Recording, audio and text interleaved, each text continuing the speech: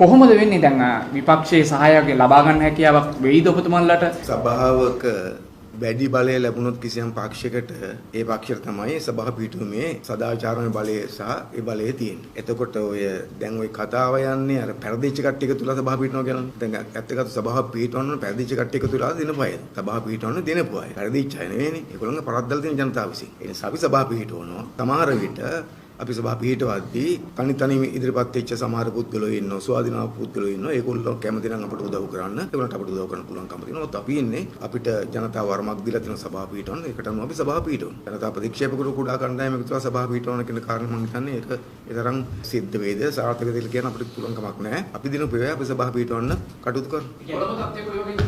ජනතා ප්‍රතික්ෂේප කරු පක්ෂ ටිකක් තියෙනවනේ. සමුජ ජන බලවේගය, ශ්‍රී ලංකා පොදු ජන පෙරමුණ, එක්සත් ජාතික පක්ෂය. අපි කිසිසේත්ම මේ පක්ෂත් එක්ක එකතු වෙලා අවුල් ගහලා මේ සභාව පිටවන්න යන්නේ නැහැ. එතකොට ඒගොල්ලන්ටත් අපි දන්නේ නැහැ පුළුවන්ද කියලා. මොකද එකිනෙකාට ප්‍රතිවිරුද්ධ අදහස් තිබෙච්චේ. දැන් සමග ජන බලවේගයයි එක්සත් ජාතික පක්ෂය අතර කොච්චර ප්‍රතිවිරෝධයක් තිබ්බද? මේ ශ්‍රී ලංකා පොදු ජන පෙරමුණයි ඒගොල්ලෝ අතර කොච්චර ගැටුමක් තිබ්බද? ඉතින් ඒගොල්ලෝ එකතු වෙලා සභාව පිටවන්න පුළුවන්ද අපිට තේරෙන්නේ නැහැ. ඒ නිසා කොහොමද අපි ඒ ජනතා ප්‍රතික්ෂේප කරමු මේ රට පාලනය කරපු පරාජිතපත් කරපු දේශපාලන පක්ෂ එක්ක එකතු වෙන්නේ නැහැ මොන හේතුවක් නිසාවත්. නමුත් සමහර තැන්වල අපි දන්න ඔය ස්වාධීන ඉල්ලපු අය ඉන්නවා. එවැනි අය අපේ පාලනට උදව් කරන්න කැමතින් ඉදිරිපත් වෙනවා නම් අපි කැමති ඒගොල්ලොත් එක්ක වැඩ කරන් යන්න. එහෙම තමයි අපිට මේ සභාව පිටවන්න තියෙන්නේ. විපක්ෂයේ කණ්ඩායම කියන ප්‍රධාන පක්ෂවල කට්ටිය සහ ස්වාධීන කට්ටිය එකතු වෙලා බහුතරයක් ඇති වුණොත් මොකද තත්ත්වෙ වෙන්නේ එතකොට? නේ බහුතරය හදන්න පුළුවන්කම තියෙන්නේ පෙරදිච්චාට නෙවෙයිනේ දිනපු අයටනේ. ඒ නිසා පෙරදිච්චාට බහුතරය හදන්න පුළුවන් කියලා අපි හිතන්නේ නැහැ. සමහරකට සමහර තැන්වල 10 වෙනකොට සමහර තැන්වල 11 වෙච්ච ඉතිහාස අනිකරයි විපක්ෂයේ බලුත් 11ක් හිටියා ස්වාධීන කණ්ඩායමුත් එක්ක. දැන් මේ වගේ අවස්ථාවල මොන වගේ දේවල් මොන වගේ වේද කියලා හිතන්නේ? සභාවක වැඩිම ඡන්ද සංඛ්‍යාව මන්ත්‍රී සංඛ්‍යාව තියෙන කෙනාට තමයි ආරාධනා කරන්නේ සභාව පිටවන්න කියලා. එතකොට අනිත් කට්ටියට සිද්ධ වෙන්නේ නම් ඊට රේව සභාව ඇතුළේදී ක්‍රියාමාර්ග ගන්නනේ. අපි බලමු ඒකට මොකද වෙන්නේ කියලා.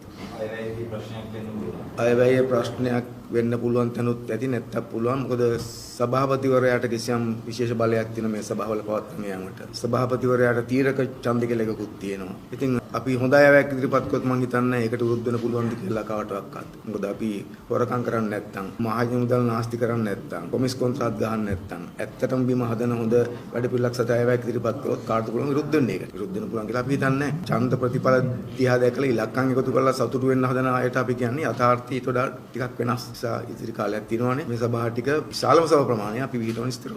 දැන් ස්වාධීන කණ්ඩායම මැරෙන්න අර ඔබතුමා සඳහන් කරපු ප්‍රධාන පක්ෂවල කෙනෙකුට නිකන් හිතෙනවා නම් මම ගිහිල්ලා මේ ජාතික ජන බලවේගයේ පැත්තට සහයෝගය දෙනවා කියලා ඔබතුමාලා සහයෝගය ගන්නවද නැත්නම් ප්‍රතික්ෂේප කරනවද? කවුරු හරි පුද්ගලයෙක්ට හිතුනොත් Taman ඉන්න තැනට වඩා මෙතන හොඳයි උදව් කරනවා කියලා ඒකට කාටවත් බාධාවක් නැහැ නේ. උදව් කරන්න පුළුවන් කෙනෙකුට. අපි කියන්නේ අපි අර පක්ෂත් එක්ක එකතු වෙලා සංධාන ගහලා සභාව පිටවන්න කිසිම අදහසක් නැහැ. මොකද අපිට එහෙම ඕනේ නැහැ. ඒගොල්ලෝ පෙරදිච්ච පක්ෂ, ජනතා ප්‍රතික්ෂේප කරපු පක්ෂ. අපි දිනලා